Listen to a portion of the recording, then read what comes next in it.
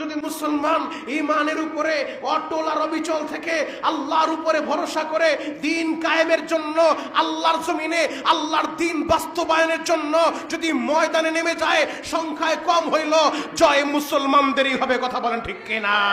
সেদিন বেশি দূরে না, সেদিন বেশি দূরে না, ওই আকসা মুসলমানদের কবজায় আসবে, ফিলিস্তিনের মুসলমান স্বাধীনতা অর্জন করবে, সেদিন বেশি দূরে না। তবে আর আমাদেরকে সেই বেঈমানদের তাবেদারি করার সুযোগ নাই। মুসলমান ঈমানের উপরে অটল এবং অবিচল হয়ে জিহাদের পক্ষে দাঁড়াইতে হবে।